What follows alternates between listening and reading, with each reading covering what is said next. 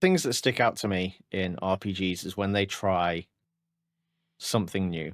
Gambit system in Final Fantasy 12, that was new. It worked so well that Dragon Age stole it. Are there features that you can think of that maybe we don't see enough in RPGs, or something you think they should try, or something they should bring back, or something that is a feature that is starting to become a bit stale that they should try and improve it in some way? Anything you can think of that you think could be developed or needs to be brought back because it's been left behind?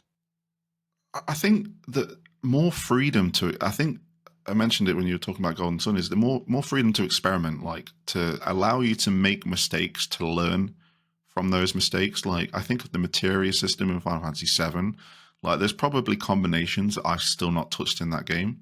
And I'm sure that if I was to do a playthrough like and mess around with those, I'd have a lot of fun doing it, because there's a lot of just stuff you can do, a lot of versatility to it. And I like when games do that. And I like when specifically turn-based RPGs do it, because it changes from just like spamming attack or spamming bolt because they're weak against lightning to something a little bit different. Like, oh, now that I've got the materia set up of, I don't know if this is a legitimate one, I'll just make it up for the sake of my yeah. point. Yeah.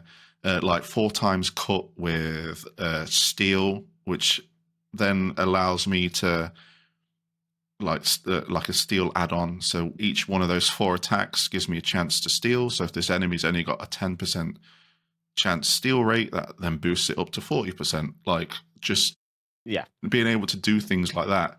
And I'll talk about Expedition 33 again because I've had the chance to play the demo. And that does that a lot. Like there's a lot of scenarios it presents you with in its abilities. So for example, you use the main character and you have the chance to inflict a burn status on it. And for most people, it'd be like, oh, great, that's extra damage per turn.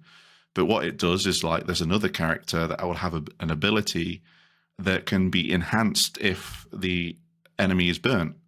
And it makes you think, okay, I'll do that. And then this ability also does something else that might help you out with another character. Or you kind of, so you think a little bit more. I like, because sometimes we can get in the frame of mind with turn-based RPGs where, again, we're just spamming the X button and just trying to get the battle done as soon as possible. But if I've got the chance to, and I think that's what Remake does so well, because you have that opportunity to pause it as well, is to just to think more and challenge your mind. But at the same time, with Expedition 33, I use it as an example because I think it's doing some things really well.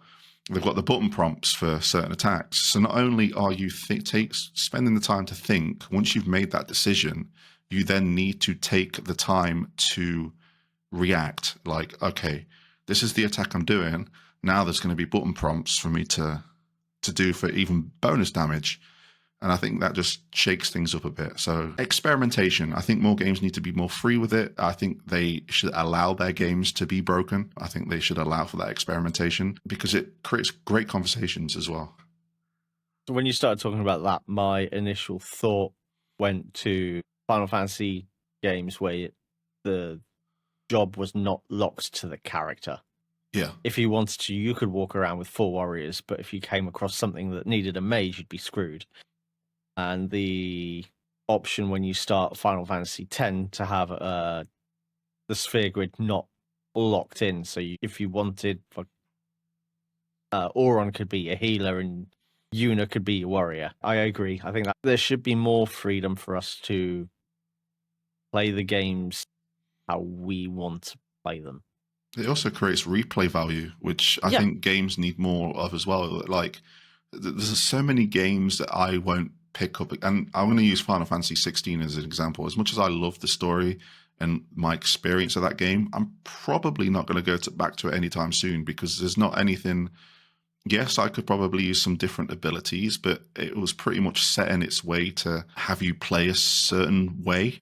Mm-hmm. There wasn't that much because of the argument of not many RPG elements in that game. You are kind of focused on the same path. So replayability, I think, in turn-based RPGs and RPGs in general is definitely something that needs to be considered, because that's what makes the conversation great. We could have both played through Final Fantasy X and we both picked the expert sphere grid, but we could share stories, and I could be like, well, I had Tidus as I used haste at the beginning of every turn, and then I made Kamari use armor break, and you'd be like, well, I did this with, do you know what I mean? Yeah. We'd be able to have that conversation.